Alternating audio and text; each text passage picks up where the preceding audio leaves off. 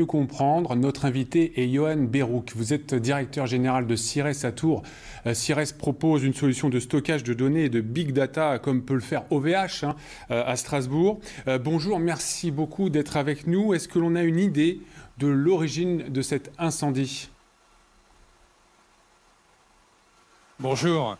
Actuellement, non, une idée bien sûr, c'est visiblement ça viendrait d'un problème d'onduleur, enfin d'un incendie qui s'était déclenché sur des onduleurs. Précisément non, et puis je ne cache pas que n'ayant pas l'ensemble des informations, je ne me positionnerai pas sur ce point.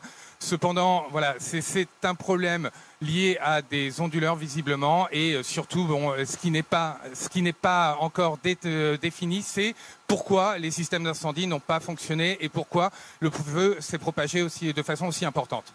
Alors, perte de données, inaccessibilité à la messagerie, impossibilité pour certains commerçants de ne pas passer commande, en tout cas leurs clients. Les conséquences peuvent être dramatiques pour l'économie.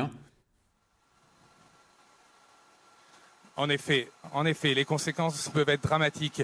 Et c'est vrai qu'on s'aperçoit que justement ce genre de conséquences pour des clients, que ce soit des revendeurs web ou tout ce qui va être lié à l'e-commerce, peut avoir des conséquences énormes. Et c'est vrai que ça met en évidence l'importance de la sécurisation des systèmes, du maintien en condition opérationnelle des sites ou même des applicatifs pour des sociétés, et aussi le fait de pouvoir et de faire en sorte de sauvegarder ces données sur plusieurs sites et ne pas se focaliser uniquement sur un seul et même endroit. Alors justement, chez Sires, Johan Berouk, comment vous faites pour protéger toujours un peu plus les données et informations de vos clients ? Il y a plusieurs serveurs de secours, c'est ce que vous nous disiez il y a quelques secondes, c'est ça, vous confirmez ? Oui, enfin...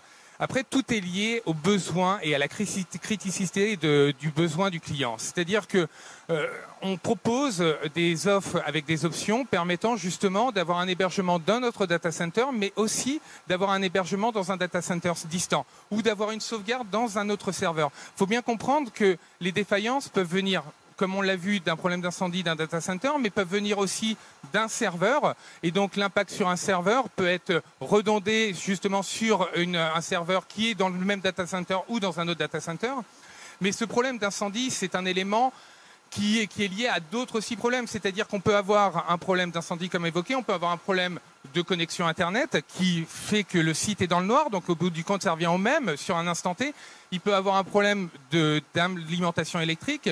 Et pour ce faire, justement, comme tous les data centers, et avec des normes de sécurité plus ou moins fortes, c'est pour ça que là, l'année dernière, nous avons passé un nouveau agrément autour de la sécurisation, une certification ISO 27001, qui renforce la sécurité. Mais la sécurité, quelle sécurité ? Donc ça va être la sécurité physique, c'est un élément prédominant, bien sûr. La sécurité d'incendie, là typiquement, nous on a un système qui permet d'éteindre un feu ou un départ de feu avec un système à poudre.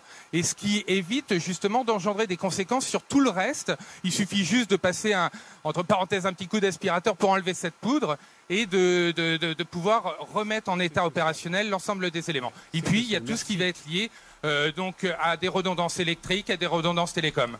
Merci beaucoup, c'était très très intéressant. Merci beaucoup Johan Berouk. On aura l'occasion bien sûr de revenir vous voir. Il y a d'autres concurrents dans la région, je pense par exemple aussi à Kestel IT avec Sires.